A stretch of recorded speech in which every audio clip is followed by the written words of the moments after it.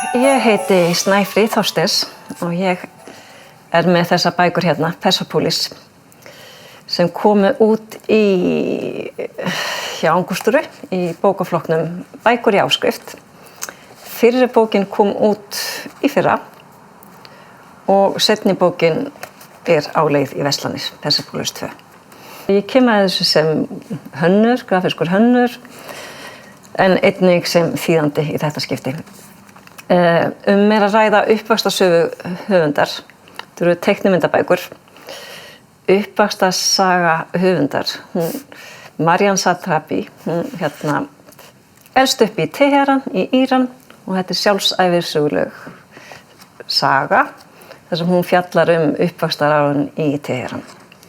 Fyrri bókin hefst árið 1980 þegar sögupersónan 10 ára gömul í Teheran á tímum mikilla umbreytinga. Þetta á tímum íslamska lýðveldið nýstofnað og stórkostlegar breytingar eiga sér stað í landinu. Það fer frá því að vera tiltölulega frjálslynt samfélag. Frelsi heft, breytingar eiga sér stað. Sögupersónan okkar sem 10 ára gömul, það skyndilega að bera slæðu. Ofbeldi og öfgar eiga sér stað í samfélaginu. Frásagnastíllinn út frá sjónarhóli barnsins. Einfaldar hversdagsögur dregnar upp. En að baki liggur harmsaga þjóðar, stórkostleg átök. Á sinn einfalda máta nær hún að draga upp hversdagssenu sem að ná að brjóta niður staðalímynd þá sem að færi í vestrænum fjölmiðlum og maður færist nær raunverulegu lífi fólks í landinu. Sögupersónan okkar frökk og hugurökk en líka frökk fyrir samfélag þessa tíma.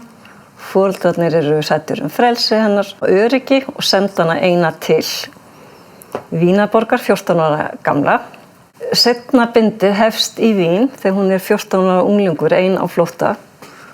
Tekst við áskoranir og erfiðleikana við að vera aðlagast nýju samfélagi. Sjálfsmynd sem verður flókin, annars verður að reyna að styðjast við íranskan uppruna sinn, en hins vegar að takast á við nýfengi frelsi og menningarlegar áskoranir sem því fylgir. Það eiga ekkert síður við í dag en á sínum tíma þegar það komu út. Og það sem ég finnst alveg magna við þessar frásagnir annars vegar einfaldi stíllinn og einfaldur frásagnamáti, einfaldur teiknimyndastíllinn sem nær að draga upp skilning og næmni á raunverulegum aðstæðum fólks í þessu landi. Á bak við einfalda söguna saga menningar þjóðar, þetta harmsaga þjóðar. Söguleg nákvæmni sem að dregur upp mynd af pólitískum átökum. Bækurnar draga upp sögu af íransku þjóðinni á íransku hásléttunum. Takk fyrir mig.